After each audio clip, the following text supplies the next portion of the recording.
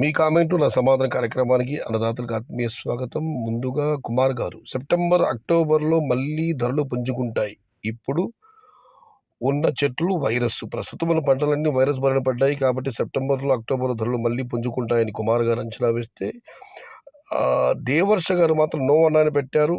Tomato లైఫ్లో వద్దు అని భారతి గారు కామెంట్ పెట్టారు.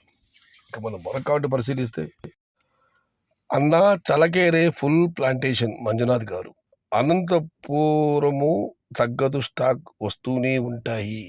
ఎరుస్వామి గారు, వస్తూనే ఉంటాయి కానీ ఏదో వస్తాయి మీరు అన్నట్టు వస్తువులు, కానీ ఏదో రోజు తగ్గాల్సింది కదన్నా. ఇక కుమార్ గారు, సెప్టెంబర్ అక్టోబర్ ఇది ఇదివరకు చదివిన కామెంటే. ఇక మనం మరొకటి పరిశీలిస్తే,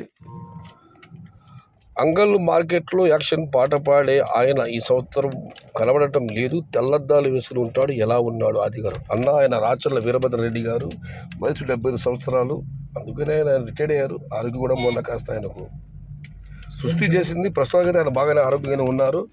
వయసు రీత్యా ఆయన ఇప్పుడు మండికి రావడం లేదన్న. రాచర్ల వీరభద్ర రెడ్డి గారు, ఆర్వీబీఆర్ మండి.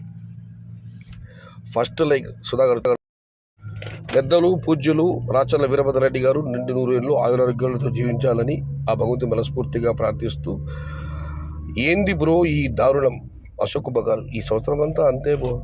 ఏమన్నా దేవుడు దయతరిస్తే సెప్టెంబర్ చివరిలోనో అక్టోబర్ ఈ సంవత్సరం చివరి 3 మాసాల్లో టమాటాలు అమ్మాలి. లేకుంటే 2026 సంవత్సరం టమోటాకు విషాద సంవత్సరంగా మిగిలిపోయే అవకాశాలు ఎక్కువగా ఉన్నాయి.